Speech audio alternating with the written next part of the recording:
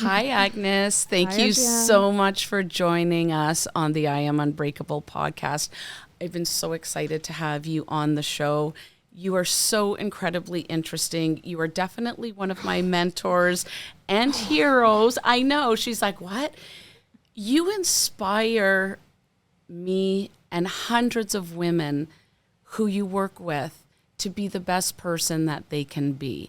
And that's a big job, in my opinion. You work with women that are entrepreneurs. You work with moms. You work with successful women. And you're able to bring out in them their inner beauty. And I just think you are incredible. Oh, thank you so much, Adrianne. Well, first of all, thank you so much for having me. It's an honor to be here. Thank you for this big introduction. It's so true, though. I mean, you look at, women sometimes, and a lot of times I think sort of stereotypical is women don't lift other women. That's been in the past. You're opposite of that. And I love that you lift other women to be the best they can be. Oh, thank you so much. So I think for me, it's like a passion and obsession, which comes through my love of art. But somehow when I started photographing people, I just realized that just, going in front of the camera is like a big thing for women. It sure is. And it's part of a journey of becoming comfortable with yourself and just loving yourself and being okay with putting yourself out there. So maybe when I first started photographing, I didn't realize that would be such a big part of my job. I thought, my job would be a lot about technicalities like apertures and light and lenses and f-stops and all of that. But yeah, a big part of my job is actually encouraging women to be more confident and ultimately to step into their power and to, go after their dreams and what they want in life. And I love that because even my first experience with you, if you remember that, you brought me so out of my comfort zone. And you having to sort of steer, I'd like to consider myself a strong woman. You steered me in a direction I was not comfortable with, but I had to surrender and trust you. And those are some of the best photos that I have. I would have never thought of them myself. So I feel that women you work with have to really trust not only your beautiful creative mind, they have to trust you as an individual. And what I know about you is you're very authentic. What you see is what you get. And then you add on the talent and so many other facets of your life. I find it incredibly interesting that you're able to sort of handle, and maybe handle is not the right word, mold, create the amazing end products and photos that you do because you bring to life things that are inside of people that they never knew. And that is a true gift, Agnes, seriously. I am so thankful that we met, and I know our journey will be very long. And so I guess I ask you, what is it that allows you to be, you must be very confident in yourself and in your work to be able to say, hey, trust the process. Just trust me. And I was just like, okay, I'm going to. And I'm sure, like you said, there's many women and humans that get in front of a lens and say, okay, I'm not sure. But you guided them so beautifully. I'm so in awe of your work. Oh, thank you so much, Adrianne. I feel like I don't deserve all these nice comments. Oh, why? But why? Look at what you've done. Oh, thank you so much. I definitely, try my best, and it's an obsession. So I think when you're doing something you love, you just always want to make it better. So you always go deeper. You try to master and master and master your craft. Always, go deeper, go further. I think, for me growing up, photography was a way to express myself. So when I was going in front of my camera and, my dad was was a lover of photography. We had professional cameras in the house, and I was always fascinated by them. I love that. And yeah, so when I went in front of the camera, it was not stressful for me. That was the moment where I could be myself. And wow. Yeah, and where I love could that. express myself, and when I could have fun. It was also good memories with my dad, and growing up in a, post-communist country, Poland, when there was not that much stuff to do, there were playgrounds where we had like, construction machines there, and we would play there. Right. So I was waiting for these moments when my dad would start the projector and display some of his like more artistic photos on the wall. And he was like, "Oh my God, this again.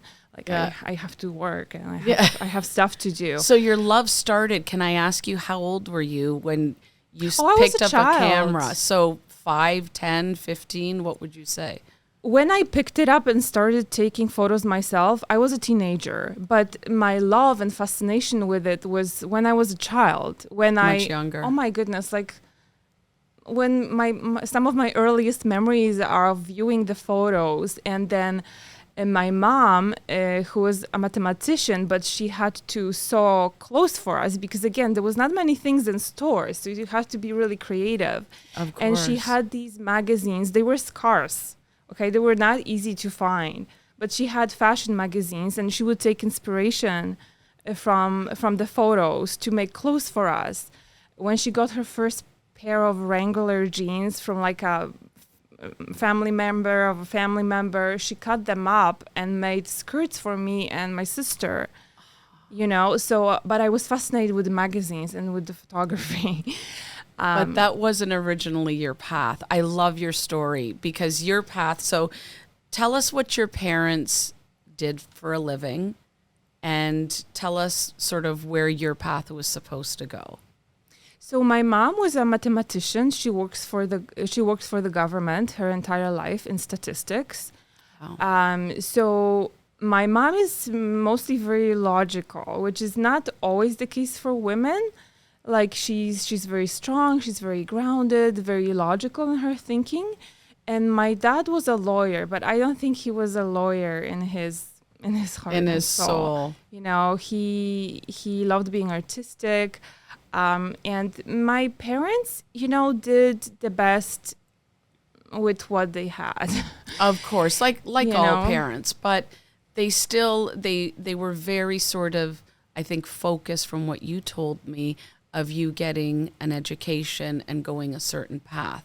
So that was, I think, just basically kind of, that was the way the things were supposed to be in Poland. The natural course of Yes. what they had envisioned. And I think a lot of parents sort of, then and even more recently, they want their children to have an education and to have the opportunity. Yeah. And so you tell us what you did after high school. So after high school, I went to university, and I was supposed to just follow in my dad's footsteps. So basically, I studied law and I have a degree. And there was a moment when I think that was the third year of university, because law is 5 years in Poland. Yeah. So first you get your master's, and then you can go and you can specialize. Right. So obviously, like, the education takes many, many years. But there was a moment 3 years into it when I just thought, because at this point I already started, taking photos, and I started creating websites to afford my first professional camera, because I knew I couldn't ask my parents for it. Like, I knew that it just would not happen. Yes. So I had to make it happen. So I just kind of... Love that. So my sister kind of taught me how to make websites. I honestly thought she was better at it than me, but she taught me how to do it. And then, whenever the opportunity presented, I would just like make it for people and just save the money. And that's how I purchased my first professional camera. I love that. So there was a moment when I kind of wanted to approach my parents and just say that, this is not really what I want to do. So what followed was just a big argument. And so here's the nervous laughter. Yeah. And basically, like I continued studying. So For how many years after that? So that was 2 your more sort years. of It was, aha I think it moment, was 2 right? more years. But well, I just could feel that, law did interest me. There were, lectures that I really enjoyed. Of course. They were more around psychology though. So, So human behavior and everything. Yes. Absolutely. And, criminology is fascinating, and I love watching documentaries about it. I love watching trials. Like, I would watch a whole trial on YouTube.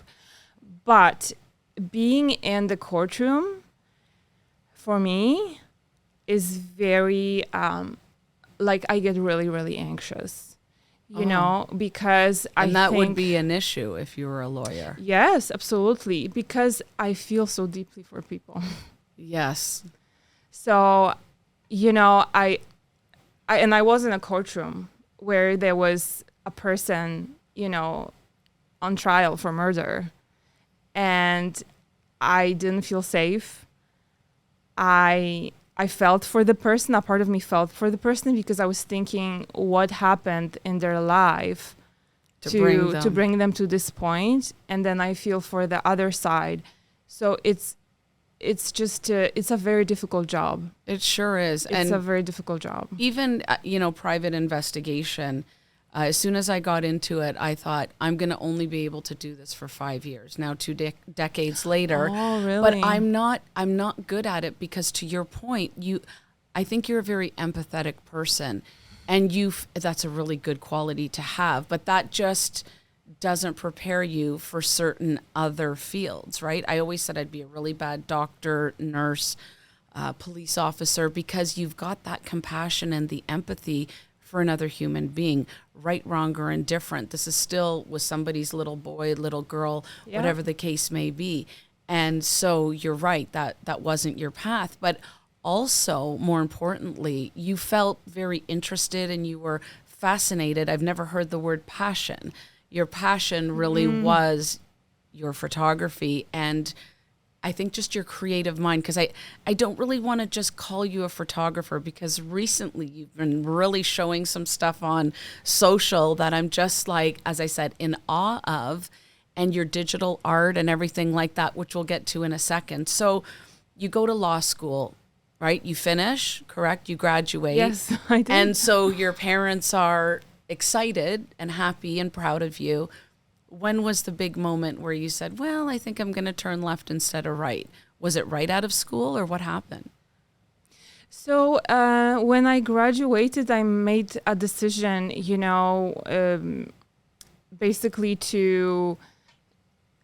I was already married at that point, and we were just, thinking, are we going to be in Poland or are we going to be in Canada?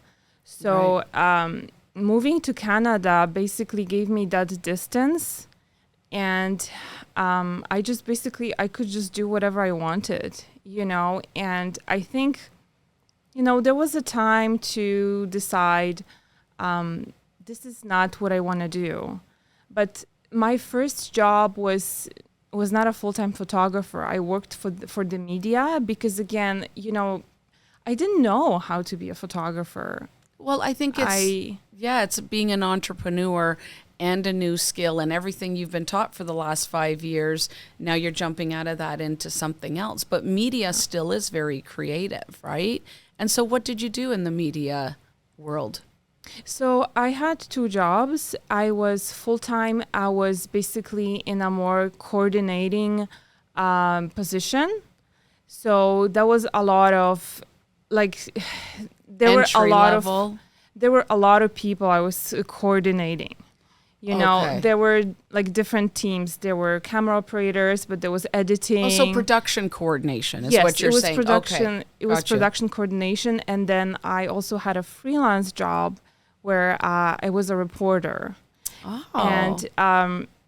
And many people told me, well, Agnes, you're probably not going to be able to do 2.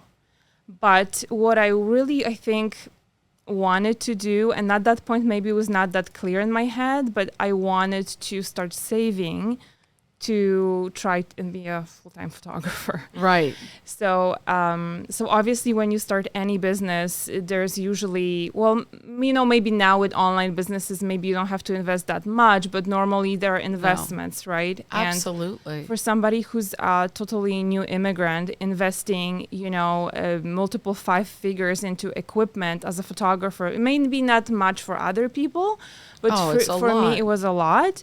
Of course.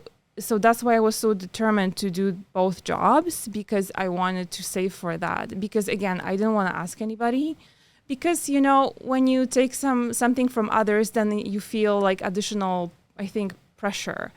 And I believe in taking responsibility for your life. That's profound. Not saying, this person didn't do this for me, or that person didn't do that for me. Well, it's your life. You have the power to make with it whatever you want to make with it. Of course, we all have different circumstances. I totally understand Obstacles, struggles, whatever. But you're saying you really took responsibility for your choice and your decision. And it was, if it worked, bonus. If it failed, it was on you. Exactly. It sounded like you just wanted to own that, whichever way it went, right? Exactly. And, I think also growing up, that's also something that I was taught, that, there's this saying we have, can you count? Count on yourself, Oh, I like that. We're going to get a T-shirt made. Can you count? And on the back, count on yourself. There you go. I love that. There you go. But it's really so true, because, I personally think the people that I really admire and my mentors are people that made it on their own. And that, have struggled. And everybody knows that struggling builds character. Struggles, obstacles will actually build who you are. And it will be so much more satisfying to be able to say, look, I did it. I made, a ton of mistakes. I made 5 mistakes. But you know what? I got to where I wanted to be on my own. Right? Exactly. And it sounded like that's really what you wanted for yourself. Exactly. And, everybody makes mistakes. We're all human. We're not perfect. The thing is, what do you do with that knowledge when you made a mistake? Are you able to have, the humility and emotional honesty to actually look back and see, okay, what did I do wrong? It's having the humility to ask somebody else who you respect, what can I do with the situation, and actually listen. I love that. Because for me also, I wouldn't be where I am if I didn't also invest in a mentorship from somebody who was a successful photographer. So not taking advice from my aunt or, or your family member, my family or my friend who knows nothing about it, yeah, is not my ideal client. Yes. Doesn't value what I do. Do you know what I mean? Absolutely. So we're talking now, I think, about just like wisdom, right? So not like being book smart, but that wisdom that we... Life smart. Exactly. Right? PhD in life experience. And it sounds like can we ask who your mentor is?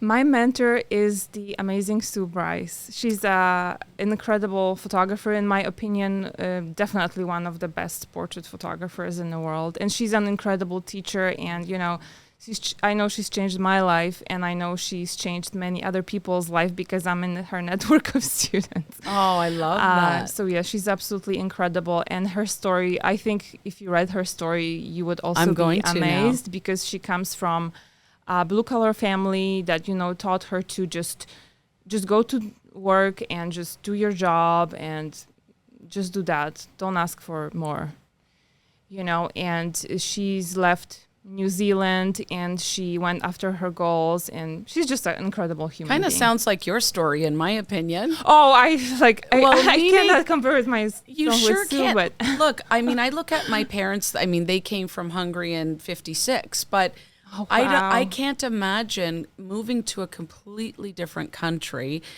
educated, like you said, you were married, and trying to make it. It's not an easy thing. I don't even know if English was your second language, I'm going to assume, right? When you came to Canada. Yeah, so my mom always wanted us to learn languages. So she was the one who really pushed for it.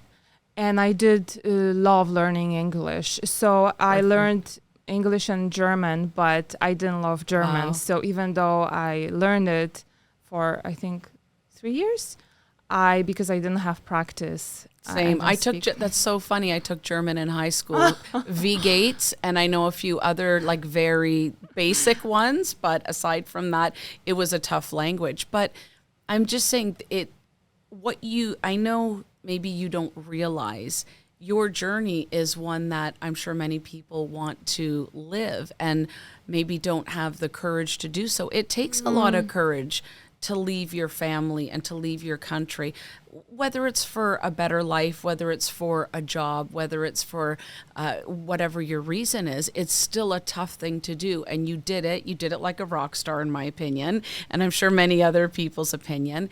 And you made something really beautiful in your life, which is lifting other people and still having your passion and your creativity come out, which I think is just kudos to you. And I'm sure I know a lot of other women just absolutely, I can't speak, absolutely adore you and love what you do for them.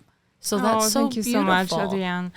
It definitely hasn't been easy. Moving to another country is not easy. I think, I was a little bit naive because, you grow up watching movies that take place in North America, obviously mostly United States, and you have these idealistic ideas. Of course. So I was ready to come here and I was ready to spread my wings, And then what followed was a little bit of that, wing cutting.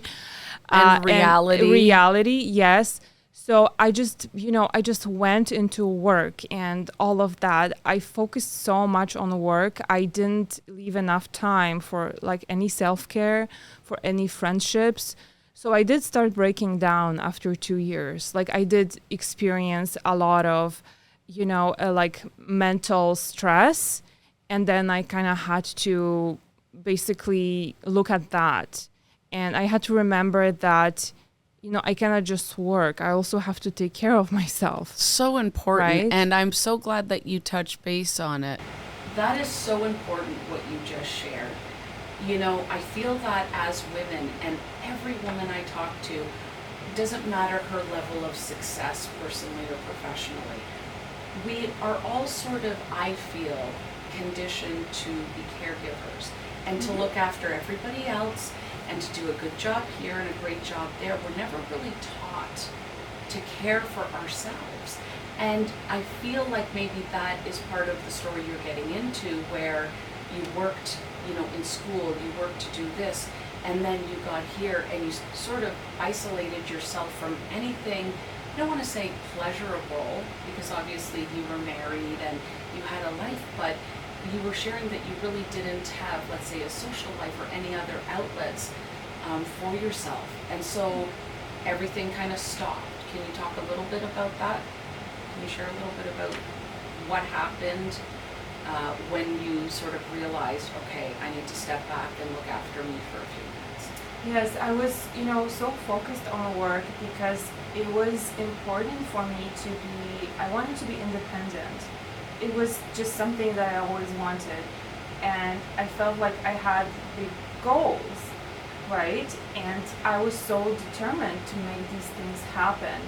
But yeah, I definitely did not think about the fact that, I'm going to start breaking emotionally at some point. But we never do. I don't think we ever really think about that. And if our parents don't teach us, how can we know, right? So if it's not, a lot of these issues, there's still taboo around them. So when you're growing up and you never hear about it, of course you're not going to know anything about it. No, and and because I'm also European, that European mentality is work, your work ethic. We've got great work ethics. We do. We really do. However, we have very poor, and like I'm speaking for myself, I have very poor self-care ethics because I feel I should be last. It should be, kids, work, family, this, that, clients, friends. Yep. And then by the time you're ready to look after you, you're like, ugh, too tired. And so we really, even with the whole community that we're building right now with the I Am Unbreakable, is that you know, I think you and I were talking off camera a little bit. People always look at me and say, oh my gosh, you're so strong and you're so this and you're so that.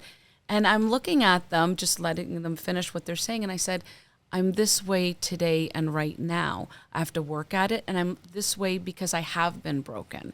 I have reached my limits. I have been mentally, physically, and emotionally drained and stressed out. And I think as women, we really suppress that. And we almost feel guilt when you go to look after yourself, whether you put your feet up and you stay in your jammies and, you know, do whatever you do, or take a vacation, or go to a spa, or go to the gym. Sometimes you just feel that guilt. Like, why do you think you didn't feel like you could do that? I'm talking about you personally, and then let's talk about other women and why they think that we don't deserve it. I think when I first started experiencing like too much mental stress, that was in my 20s. I think it was because I just, you know, I was just so focused on work and it was important for me. But now as I'm growing older, you know, there's reasons like sometimes you just don't feel, I don't think you kind of, you know, love yourself almost enough, you know, to set up that boundary. A healthy boundary. Yes, because when you really just, you know, are your best friend, you're gonna say no to some things you cannot do. You're gonna tell people, you know, how you want to be treated. You're gonna make the time for yourself. But there's just so much responsibility on us as women. You know, one of the women I've worked with, that was, I think, 2 years ago, she said, you know, in the process of us, like, as women, like, becoming more independent throughout the centuries, we somehow are just adding more work onto our shoulders. It's true. Because now, like, we have this pressure to not only just look amazing at every stage of our lives, of course, and you know, have a little bit of muscles, but also have curves, and then to be a fantastic mother, to be a fantastic interior designer for our home, and have amazing wardrobe, and have a great business, and be a wonderful wife, and all of that. It's not humanly possible. Yeah. Okay. Yes. It's not. So last year, when I wanted to start also have a service in my business that's tailored specifically to women over 40, it was because I just saw, like, by the time we get to 40, we're just so drained and we're just so exhausted, and yet the mental problems start to pile up, right? And when I would photograph women over 40, I would always, when they were in makeup, I would ask them, when was the last time you did something for yourself? So what do you think the answers were? I don't know. Right? Some women couldn't remember. I know. Well, I'm remembering now, and I forgot that I was going to mention this to you. When you and I did our first shoot together, that was probably the first time I had done anything for me. And yes, it was a brand shoot. However, I think you asked me that question and I was kind of sucking the tears back going, oh my damn, goodness. like, See, you know and I had no idea. No, right. But we sort of didn't know each other, I think, as well as we do now. But I think it's such an important question to ask because that was one of the first things that I had done for myself in a very long time. Because like you said, you're looking after family, kids or no kids, husbands, wives, whatever the case may be, and you're always last. So it's beautiful that I think that you give people that outlet to care for themselves. And yes, sometimes people will come to you to do a brand shoot, but when was the last time that they booked off a few hours for themselves and get their hair done and their makeup and just focus on them and get to, you know, sort of be pampered for the day. That's why I was so excited when I walked into your studio and it said, welcome, Adrianne. I was like, I feel so special. And so it's just about the little things. And I think we think it's got to be this big spa vacation, whatever. I don't think it's that. I think it's the little things. Not that doing a brand shoot with you is a little thing, but it was something that was so important to me, and I'm sure to a lot of the women that you have worked with. And I love the fact that you asked the question, which is why you're so good in the human behavior. I think that's why you're interested, right? Yeah, so I really care about people, right? Which is a good thing. And sometimes it's a bad thing also, because sometimes when you care too much, that can be a problem too. You kind of have to, again, find that healthy balance, right? And set up your work in a way that, you can just do your work basically, right? But I think for many people, they come to do a brand shoot for their business. It's a necessity. But yes, but they're still putting themselves out there, right? And they get so much. So there's a reconnection that happens for many women. So we kind of forget who we are and what we want and what we value. So they often reconnect with themselves during the photo shoot, right? I sure did. And you're right, but that doesn't happen. Let's be very clear, whoever's listening or just tuned in, is that it doesn't happen in every photo shoot. It happens in your photo shoot, because I've done many photo shoots, and I'm just saying I have never worked with somebody like you that brings your creativity, but also, like you said, the human behavior side of things, and just sort of looking inside yourself, because sometimes that's a tough thing to do, to look in the mirror. And, even when you had said, well, when's the last time you did something for yourself, or who's going to care for you? Those are tough questions to ask somebody, because you really, some of your clients, but some of your clients, maybe you don't know what they've gone through or what they're going through. No. Right? No, I don't. And, sometimes even I would ask, like at the end of experience, how did it feel to spend money on yourself? Oh. And the feelings also come up, right? Because some women feel guilty to spend on themselves. They think it's, I should not be doing this. It's vain. It's whatever, right? Or I could be spending it on the family. I could be buying this. I could be doing that, right? Exactly. Where they don't realize this is important to do for you. Right? Well, yes. So, and even I think for your family, your children are going to do what you're doing. Monkey see, monkey do. So 100%. If they see you don't take care of yourself, you never spend on yourself, of course, you want to be balanced, right? You don't want to go into... I'm not against retail therapy, by the way. Everything within reason. But yes, but it's about balance. I was just going to say, everything you're saying sounds like it's a balancing act. And for women, we are like this with our family, friends, with our professions, with everything but ourselves, right? And I keep going back to saying, somebody that I respect very much and who has been a huge mentor in my life said to me, Adrianne, I just don't understand, who's looking after you? And I was like, well, I'm looking after me. And then that was kind of the moment, like what I had with you, where my tears welded up, and I said, well, yeah, but I'm busy looking after him and her and this and that. I really am not looking after myself. And the analogy she gave me, and I always would get annoyed when you're flying and they say, for those of you who are flying, I might even have it off exactly the speech they say, those who are flying with young children, and if something should happen and the masks drop, put the mask on yourself first. I'm like, ugh, like these people must not be parents. And she was kind of saying, like, if you don't have the mask, how can you help them? So if you don't have your self-care, and if you don't have yourself in check, it's all about thyself, then how are you going to care for your children or your elderly parents or your husband or wife or whoever? And that, I don't know why, it just really resonated with me. So do you think a lot of the women are putting masks on everybody else versus themselves? Of course, majority. So that's just something that I hear about every single day, right? I think there is some change happening. Sure, there is. It's still a long way to go. But I think, there's change happening. And there's conversations happening, which is great. And, to start to see change, we have to be the change. So we have to do the hard stuff, right? 100%. We have to be the example. When our friend is struggling with something, we have to remind her, you need a day off. you don't need to work harder right now. Right now, you need a day off. You cannot keep driving, not stop for gas, and expect to keep going. I love that. I love Right? that. Yeah, 100%. Somebody used a similar analogy saying, your vehicle, like you said, you stop for gas, you take it in for maintenance, you're without a vehicle for 2 or 3 days, but you're putting something into that deposit.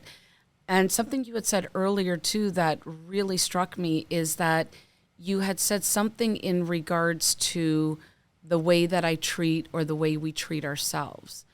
And I heard somebody talk in a documentary with a fellow that said, if I talk to my friends and family the way I talk to myself, I would have no friends and family. And that is so true. And I don't know why, again, that really what you had said, we are not so kind to ourselves sometimes. Why do you think that is as women? I think it's because we want to be better, and we think that, criticizing ourselves is going to maybe motivate us to be better. But, I know I like sports, and whenever my best coaches were the ones who didn't criticize me. They built up on what was already good. Oh. So it was encouragement. It was kind encouragement. It was not the type of coach who yelled at you and, wiggled their finger in your face. Yes. Because, I also been told by some people, well, Agnes, I was a bad runner in school. I was one of the tallest, but I was the last on the finish line. And I didn't find out until later. It was just because I have a little bit of hip asymmetry. So one of my legs is shorter. Oh, see, and looking at you, you'd never know that, right? No, you wouldn't know. It's not something you can tell. That's what I'm saying. But basically, I was yelled at. Well, Agnes, you're the tallest. Why are you the last? You have these long legs. Why are you last? Faster, faster. It was not these people who encouraged me. I don't know. Maybe it works for some people. I don't know. Maybe it works for men who need more tough love. I don't know. For me, it didn't work. It was the ones who build up on what was already good, and encouraged me.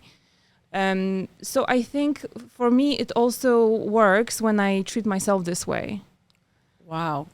Exactly. Yeah. But it takes a while. It's not easy. So you know what? When we first work with somebody, we send out a questionnaire. And in the questionnaire, I have a question.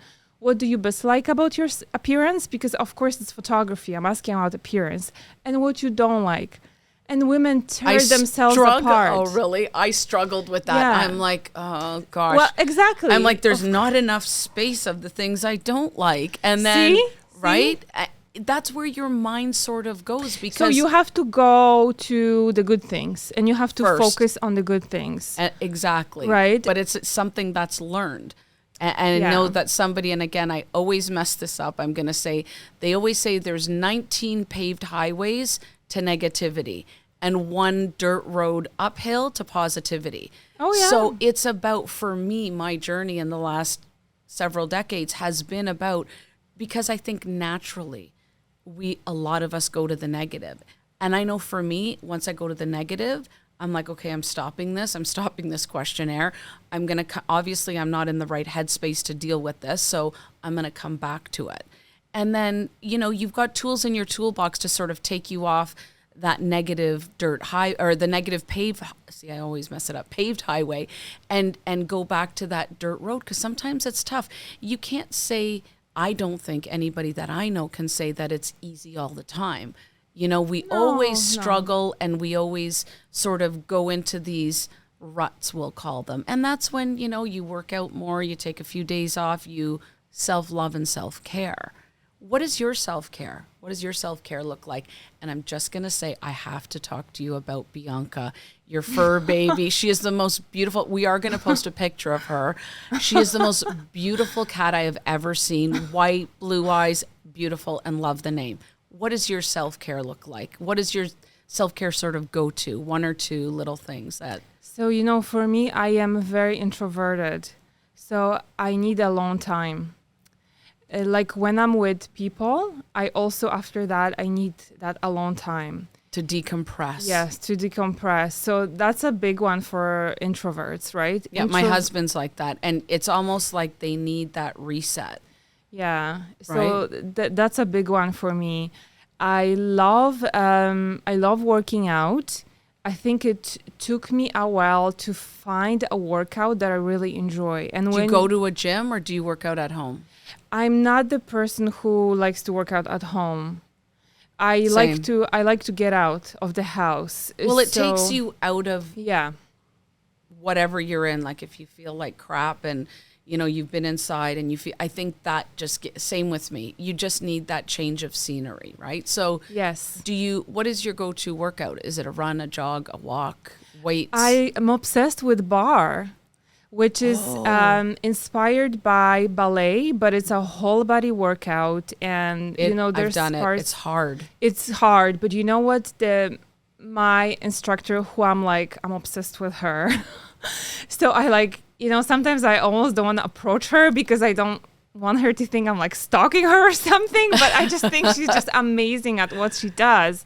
Yes. So she just introduces so much variety that you can still do it. Oh, It's hard, but interesting. you can still do it. So I think you need the right instructor and the right Yes, I coach think for so. that. Because I've done some, so she's like a senior, instructor, because I've done some workouts with junior instructors where there was just not variety. There was too many repeats and you just could not do it. Well, you it's know? hard on your body too, even Yes, though you it's have not the easy. bar, the bending and the up and the down and whatever, if you have back and neck issues like me. So if you have somebody, and it's the same with yoga, because I've done yoga and hot yoga, and sometimes I can't walk for 2 weeks after. Where Oh, some wow. instructors that will say, you can always modify. This is the modification for beginners, intermediate and advanced. And that's what I like. And it sounds like that's how your instructor again, is too. right? It's not about perfection. It's about progress. Oh, So yes. it doesn't matter that, your pose is not perfect like maybe another person in a class. What matters is that you're making progress for yourself and for your body, right? I love being with my best friends who just accept me, just the way I am. And I can talk freely with them and I can just, talk about my issues and not feel judged. I love being in the water. So in the summer, I love just going on my mattress and something about the water movement and just floating. Very calming for you. Yeah, and I love fashion, and I think for so many years, because I was so busy with Pure Studios, I didn't really properly pamper myself through fashion, and it's something I started doing in the past 2 years, I love where that. I actually really spent the time and found, figured out my colors and figure out my favorite your silhouettes. botanical green is fabulous, love which green. you introduced that to me, and now I'm obsessed with this color. I'll have to show you what I bought in that color. And my husband's like, you don't really wear this color. I'm like, I do now. So Well, excited. you're gonna start. Well, it's a There you pop, go. and it looks nice with black. It looks nice with white, and I think you and I. for you, green brings out your eye color. 'Cause Well, you that's have what you convinced me of when we Yeah. did our last brand shoot. And I was like, I don't know about this. And again, some of my favorite shots. And I think, again, going back to your process is I feel like you open the minds of people that are sort of, I don't want to say set in their ways, but they're very Yeah. close to what has worked for them. Yeah, and that's very normal. That's just how things are, right? But You again, have to be open-minded. I feel like Yeah. to kind of progress, like you said, throughout your life, you have to have that open-mindedness of saying, okay, let's try it. well, I think when you're drawn to work with somebody, it will, whether it's me or maybe you're drawn to work with, I don't know, a marketing agency or a stylist. There is a reason you're drawn to them, Yes, right? So that's true. So then you listen to their expertise and you're opening up because there was something about them that brought you in the door, right? So why not take advantage of their expertise? That's right? a great way to 'Cause look at it. You don't know what you don't know. And I think sometimes when we're high achievers, we're just like, no, I know the best. And, only I can do everything the best. And we Yeah. can be so closed off. Well, every business 100%. owners will tell you cannot grow if you don't open yourself to outsourcing, to opening to other people's expertise. And that's how you grow. 100%. And of course, again, I'm going to go back to see who you're listening to, right? Yes. Because don't listen to somebody who has maybe no experience in the area, right? But yes, opening yourself up to people who, you obviously value what they do is going to bring value to you. 100%. And you nailed it in saying sort of like trust the person that you're working with, whatever expert you go to. But then again, one of my favorite things is trust the process.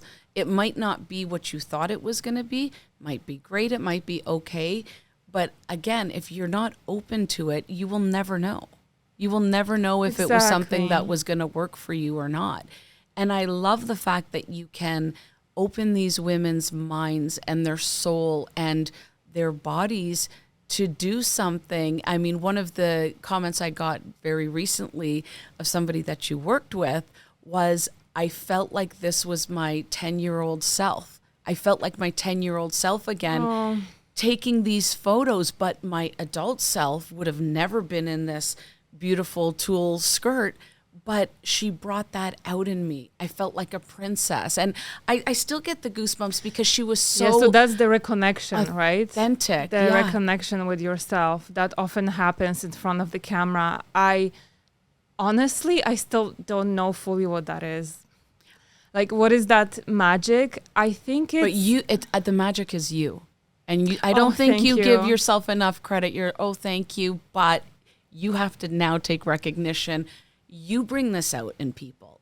Not every photographer or expert can do that because people are typically nervous in front of a camera. But not only are you getting the best, you're taking them to a level that they're like, oh, this is so not me. Yeah. And you allow them that. It's almost like they give themselves the permission to trust you, and they give themselves the permission to be sort of somebody they've always wanted to be.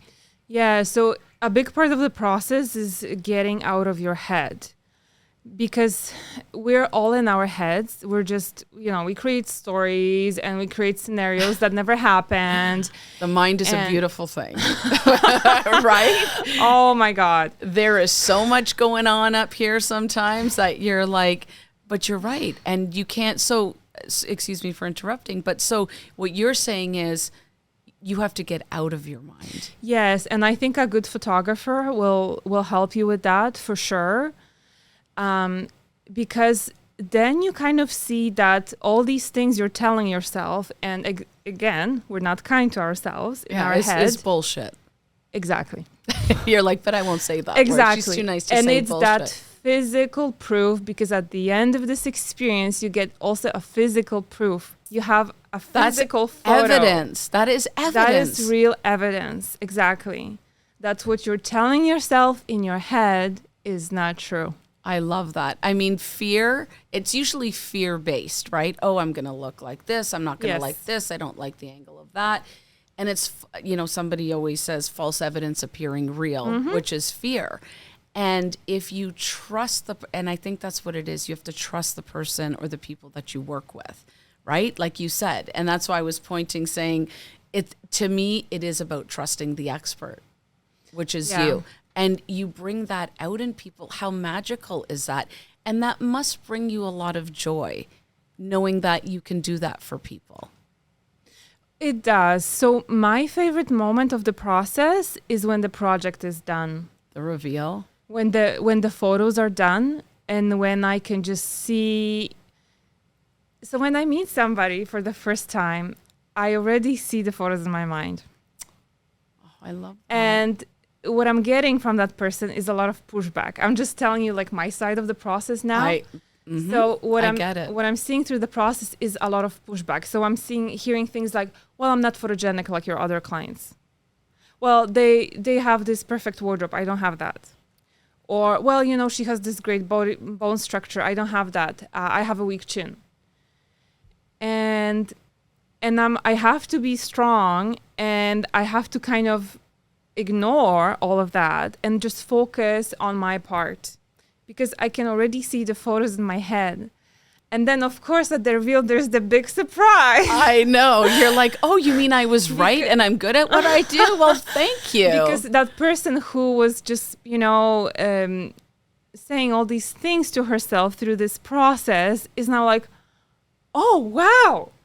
Oh, my goodness. I didn't expect this. So, yes, true. There's crying and all of that. And of course, I'm sitting there. I'm like, well, of course. Yeah. You're like, well, what did you think? Right? But it's true. I so understand the other side, because I have to also understand that people had maybe bad experiences, so I totally understand, right? And I've also, worked being a business owner. Sometimes you work with people who take advantage of you.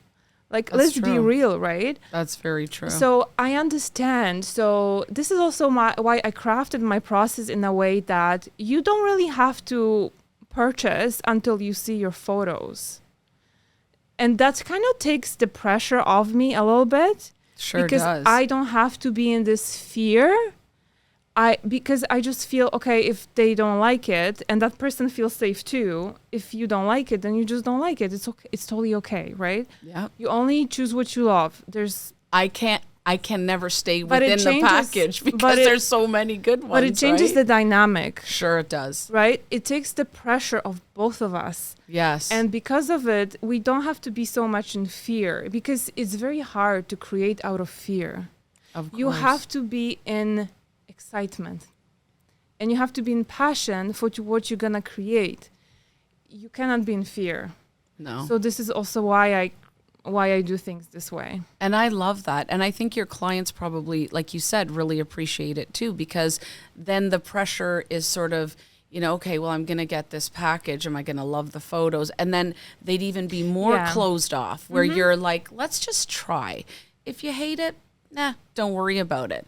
And again, huge, massive surprise. Even the photo, like I said, my very favorite photo was the one that you took with the black tulle that I was so dead against. I'm like, this is not me. And I was just like, oh my goodness. And you're like, I'm not going to like this, but you did it. But yes, with pushback, I did it. But that is just so, to me, evidence-based, that if you trust the expert and you trust the process, you're going to get to the other side, right? And so now, more recently, aside from your events and all the amazing things you do, recently I've been seeing so many great things from you. Digital art. I've been seeing you take photos and do line work. Talk to me. Can you tell me what you're doing outside of photography? Because it is amazing.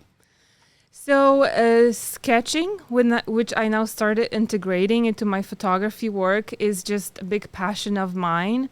So I was drawing before I picked up a camera. And again, all the inspiration we already talked about that I took from magazines or from the photos, I would take that into sketching. For me, it was always the obsession with just women's beauty. I am a woman who loves women. I am a woman who appreciates women's beauty. I think beauty has many faces. Absolutely. And there's a little bit of this trend now where we're all kind of starting to do the same things, and we're all starting to kind of look the same, and I think the beauty is in our uniqueness. And first, again, just starting from loving yourself the way you are. I think it's beautiful that, we carry features of our ancestors, right? And a long history of that. So that love of mine has carried into sketching. I always loved sketching. And, in the pandemic where, there's been periods where, of course, there were periods where I could work through the pandemic. I was in the category where I could work. Yes. But, there were times where I didn't want to accept certain amount of people in a week, just for everybody to be safe. Right. So I had some time. I went to the basement, and I always believed in, surrounding yourself with things you value. So for me, I do value art. I do value craftsmanship. And that's what I try to have in my house. I try to have photos of my travels. Beautiful. And, in my family. And I thought, why are these sketches collecting dust in the basement? Maybe I don't think they're good enough, but they're a reminder of my passion. And I took out my old sketches and I've put them in my office. Yes, and then I was a part of Visual Arts Mississauga, and this class comes up, and it's sketching. So, of course, I signed up, even though, of course, I had a crazy busy week. I juggle and I hustle, whatever, to make it happen, right? Yeah. And I go and I take this class, and I just, again, I feel like I love doing it because, you know, in every work, there comes a time where you're just feeling a little stagnant, you know. It may feel a little repetitive. You have to reignite the passion. And that's what did it for me. Because, you know, I always want people to, people come for brand photo shoots, but again, the value they get for themselves is so big. I would love for them to have a reminder of that experience. So what I do is I have a photo of myself when I just feel great and powerful and I feel good about myself. I have it on my night table just for some brain priming. So when I wake up in the morning, the first thing I see is an image of myself when I just feel great about myself. It's not about this image to be vain or for it to be for anybody else. It's just for me. It's a reminder. It's for me. Of your state of mind at that moment, which you said was very positive. I love that. Yeah. And, you know, and then to make it into sketching, it just makes it even more artistic to have something like that for your home, right? I loved it. So a lot of women already shared with me that they will have it on their night table, or, you know, if you're lucky enough to have a wardrobe. Many women have it in their wardrobe room. Right? That's good. Or next to the door to your closet, right? So, and again, you're valuing yourself. You're doing something for yourself, and you have art of yourself, you know? I love that. And yeah, so it's sketching. A photograph, and it's almost like you do line work, and then, but I've also seen you do portraits as well. Yes. So it's that, and for me, so I'm also very creative. That's what drew me to you. Like you said, through your work is because I saw your creative mind. It wasn't just a photograph for me. No. Your work, you really see, you bring this magic out. So, sorry, go ahead. You were going to say. Yeah, so you feel the connection, right? Absolutely. Yeah, 1,000%. And so you do portraits and you do sort of like a line work, right? So sometimes so again, this is just fully inspiration. Like, it's just whatever I feel in my heart. I don't know where it comes from. I think with creative people, we don't know where it comes from. It just comes. So sometimes I'll see a photo and I'll just do a full-on sketch. So it will just be a sketch of that photo. And sometimes Digital? Yes, I do sketch digitally. And sometimes I'll sketch on a photo and kind of combine it. So I love that. Again, I love both. There's both no rigid amazing. process to it. It just depends what comes to me. Yeah, and but like you said, you're sort of being free with your art, your creative self, and you're allowing yourself, like you said, I mean, you're successful at what you do. However, I need self-care. I need to feel like I'm growing and learning and doing different things. And you scheduled a class probably in like a crazy busy week, but you just did it. So that was sort of a form of self-care for yourself. Yes. Right? And, you know, again, we were also talking about being negative. So something I, you know, took from many wise people I've been just honored to meet in my life is think about what's possible. Don't go into the negative, because yes, you can always go into the negatives. Always. But think about what's possible in the situation you're in right now, right? It might not be perfect, right? Again, when I started, was it perfect? No. I could look at another photographer and think, well, you know, she's been here for generations, so she has the resources to open a studio right away or have the state-of-the-art equipment right off the bat. And I have to work so hard to even try, right? But where is that going to take me? Where is that thinking going to take me? I had to focus on where I was and what was possible in the moment. I think that's how we grow. I love that. And, you know, for me too, it's sort of like sometimes you have to put blinders on, or I say earplugs, and just forget about the outside influences. Forget about what people are saying, what other people are doing. because you could always sit there like what, some really great people say, not only in social media or marketing or being artistic, is sort of like mind your business. And that doesn't mean like mind your own damn business. It means mind your business, meaning think of your business. And yes, there's other people that might be more successful or have better equipment or bigger shows or whatever the case may be.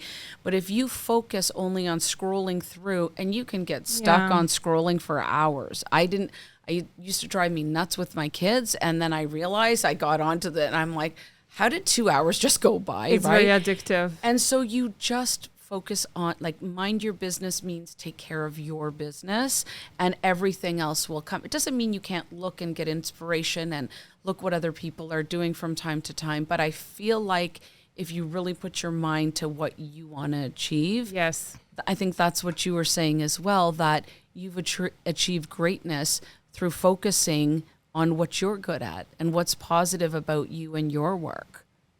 Yes, well, I think that's how you take your power back. You focus on yourself, what's possible for you in the moment.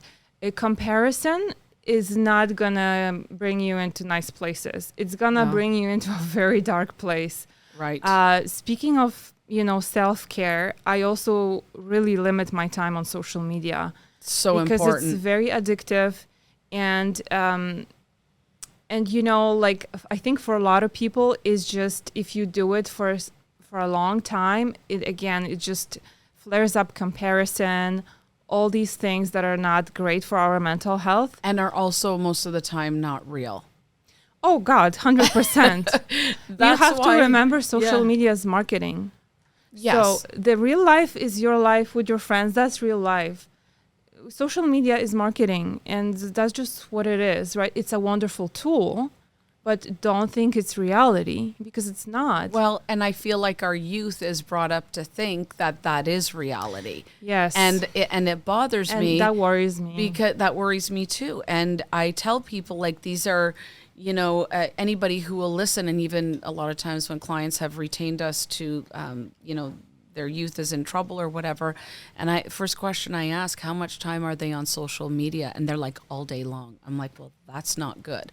I mean, my kids told me that I wrecked their lives because I wouldn't let them on social media till after high school. And now they're like, I can't believe you were a terrible parent, at first. The guilt tripping. Anyways, I'm just like, yeah, whatever. And now they're like, thank God, like, it's so meaningless and time consuming. But they have to come to that realization, because they only see in high school, well, this person has this and that. Look, the internet is a beautiful thing, and it can be used for wonderful things towards business and whatnot. But like you said, it can also, even if you're not in the greatest mental state, whether you have a little bit of depression, a little bit of anxiety, something to do with self-confidence, it can be troublesome. But if you're looking for inspiration or ideas, or you're learning, then perfect. But again, like you said, you can go to a class, right? We're not in lockdown. You can get out of the house and go to a class and get the same direction and more inspiration and meet people versus being in front of a screen. That for sure is a whole nother podcast about how much time people spend on screens, because I think it's crazy. Well, it's very addictive, right? And we're kind of in a moment in history where it's still growing, so we probably don't know the full impact of it, right? Again, I am not an expert in this, but I know what I did for myself is a time limit for social media, and that works pretty well for me. Yeah, and that is perfect. And, whether people have kids or not, I know my husband gave it up 100%. He's just like, I'm done. Good it's for just him. It draws you in. And it's true. It's kind of like watching your favorite show. Not that, you go to people all the time, but anyways, we won't talk about the addictive part of it, but it also feeds, like, this is science. It feeds the dopamine. So, 100%. So it's kind of like, oh my gosh, I got new You're friends. on a dopamine high. Yes. Yeah. So, and you put it away. I'll never forget the first time I really experienced it. We were away on a hockey tournament, and all the kids are laughing and they're joking around and they're like this. And I went over to the table. I'm like, oh, why is everybody on their phones? Why don't you guys talk to each other? They looked at me. They're like, we are. And my kid was so embarrassed. He's like, why would you say that? I'm like, you're right there. You have a person in front of you. you know? And so, you know, anyways, that's my little bit of a pet peeve, because they still need those social experiences. They need to be able to speak to a human. Absolutely. For now. Absolutely. You know, there was a time I was at a beach with a friend and some teenagers came. It was boys. I'm not sure how old they were. I would guess probably 15, 16. And they started taking photos of each other. And then they would go back and look at the photos. And again, they're boys. They're like, oh no, my hair is not perfect. We have to redo it.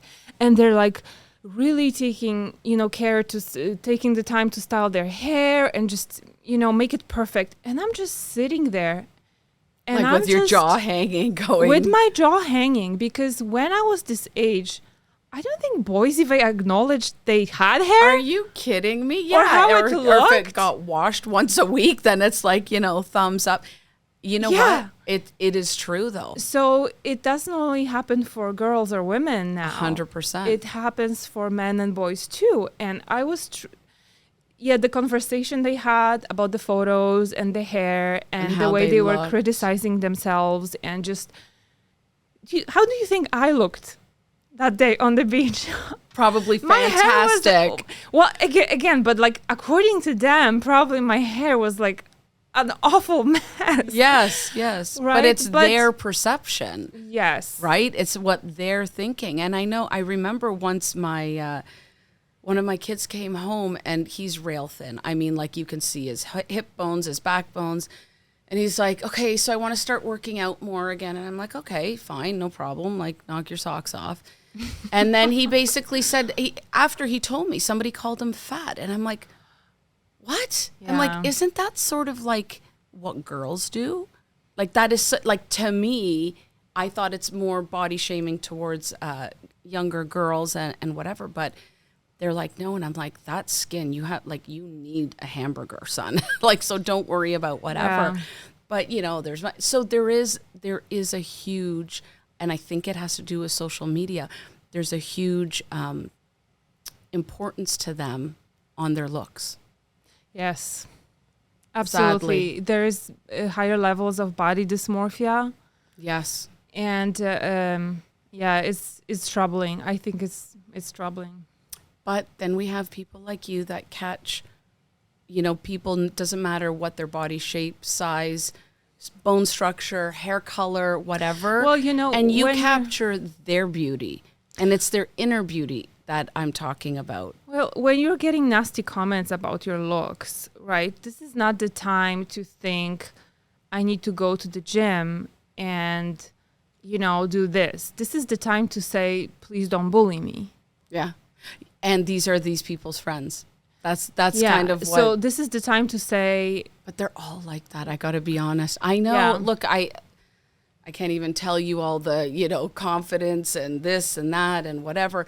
Yeah. And, you know, talking about my son in particular, he did, you know, kind of give it back to the person who gave it to him. Good for him. Who happened to have a few extra pounds.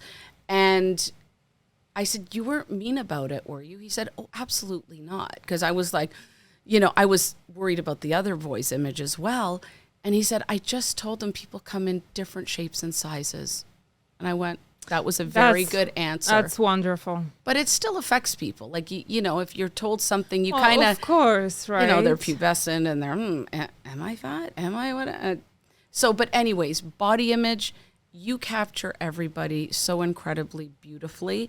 And I guess, you know, we could sit here and talk for hours and hours and hours, which I would love to do, but that might be a part 2.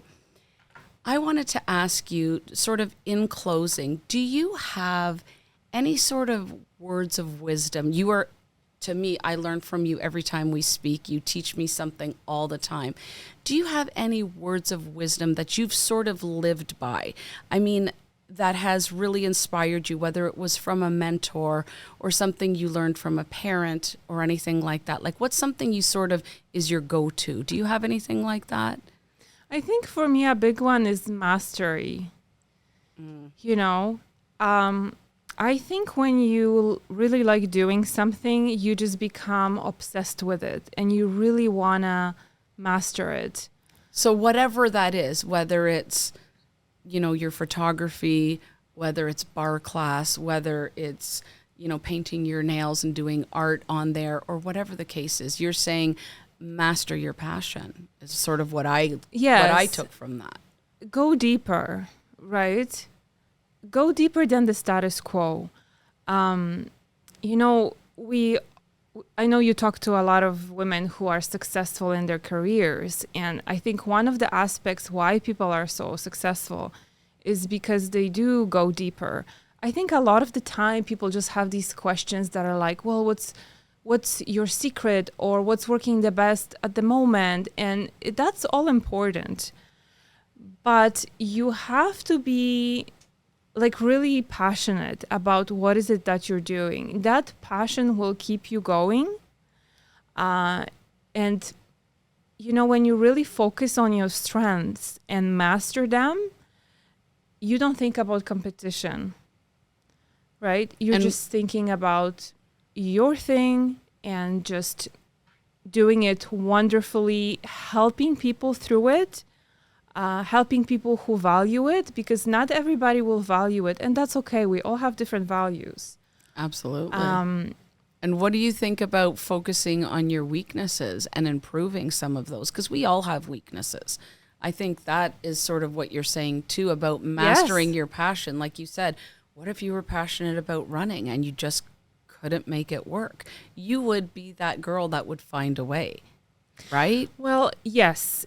And I think whatever the passion is, I'm not saying it's running. It's important to get help, right? Oftentimes, and I know this is, the thing for many women, we think we have to do everything ourselves.